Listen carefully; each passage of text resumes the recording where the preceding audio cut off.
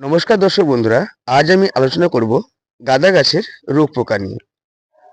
অনেক ভিডিওতেই বলতে শুনেছি ছত্রাক আক্রমণ করেছে, গাছগুলো বাগান থেকে দূরে ফেলে দিন, গাছগুলোকে পুড়িয়ে দিন। তবে আমি বলি এরকম কিছু করার আর দরকার নেই। আমাদের পরিবারে যখন কেউ অসুস্থ হয়ে পড়ে, আমরা কি তাকে ফেলে দিই? বরং সঠিক ডাক্তার দেখিয়ে তাকে সুস্থ করে তুলি। ঠিক সেই রকম গাছের যদি আমরা সঠিক পরিচর্যা করি, তাহলে গাছগুলোকেও কিন্তু আমরা সুস্থ করে তুলতে পারবো। আজ দেখাবো তারই প্রমাণ।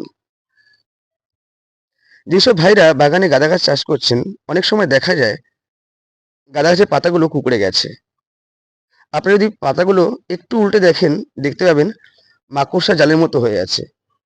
সঙ্গে অনেক ছোট ছোট লাল মাকড় দেখতে পাবেন।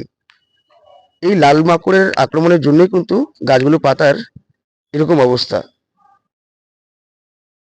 অবশ্যই গাছগুলো সেই সময় ভালো গাছ থেকে আলাদা জায়গায় রেখে দেবেন, কারণ বাগানে থাকা প্রজাপতি বা মথ এরা কিন্তু ওই বাগানের বিভিন্ন গাছে গাছে উড়ে বেড়ায়।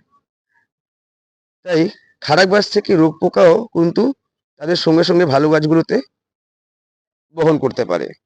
ফলে ভালো গাছগুলো কিন্তু রোগ পোকা আক্রান্ত হয়ে নষ্ট হয়ে যেতে পারে বা খারাপ হয়ে যেতে পারে। এছাড়াও আপনারা আরো কিছু রোগ দেখতে পাবেন।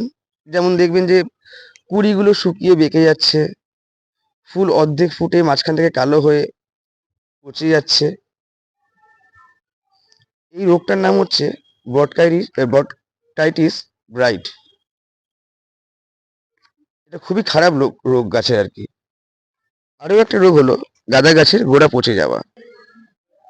এই সমস্ত সমস্যার সমাধানের জন্য শুধু এই কাজগুলো আপনারা করুন। এই সময় গাছগুলোর গোড়াতে 3 থেকে 4 দিন অন্তর অন্তর, 3 দিন অন্তর অন্তরই আপনারা দিন ফাঙ্গিসাইড সার পাউডার জলে গুলে গাছের গোড়ায় দিয়ে দিন। আর এর সাথে আপনারা কাকা, নিম অয়েল, একতারা, এই 3টে ওষুধ সব দোকানেই পাওয়া যায়, মানে সব নার্সারিতে পাওয়া যায়। আপনারা নিয়ে এসে অল্টারনেট করে 3 দিন অন্তর অন্তর অল্টারনেট করে আপনার সাফ পাউডার যে আছে, সেই ফাঙ্গিসাইড পাউডার আপনি কাকার সাথে ফাঙ্গিসাইড যে পাউডারটা মিশিয়ে, হ্যাঁ, কাকাটা আপনার কতটা নেবেন? 2 ml, এর বেশি না। অতিরিক্ত ডোজ পড়লেও কিন্তু গাছের ক্ষতি হওয়ার সম্ভাবনা থাকবে। তো 2 ml আপনারা 1 লিটার জলে গুলে প্রতিটা গাছে স্প্রে করে দিন। দেখবেন আপনাদের গাছগুলো কিন্তু সম্পূর্ণরূপে সুস্থ হয়ে যাবে। দেখুন আমার এই গাছগুলো দেখুন, 3টে গাছ এইরকম পোকা রোগের আক্রমণ করেছিল। পাতাগুলো আর গাছটা দেখেই আপনারা বুঝতে পারছেন যে কি অবস্থা। কিন্তু আমি একটা গাছও ফেলে দিইনি বা পুড়িয়ে দিইনি। আমি শুধু নিয়মিত নিয়ম মেনে এই ওষুধগুলো স্প্রে করেছি।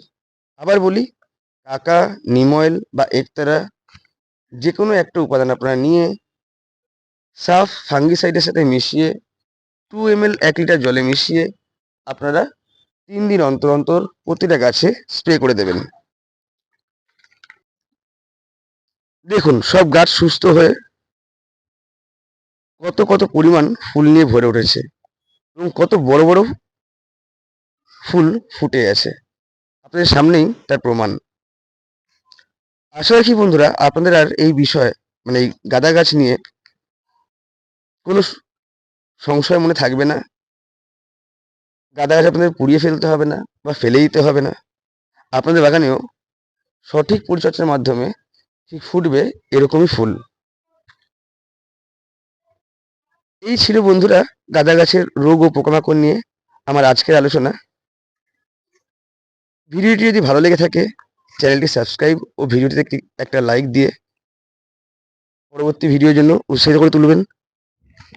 সুস্থ থাকবেন, ভালো থাকবেন। ধন্যবাদ।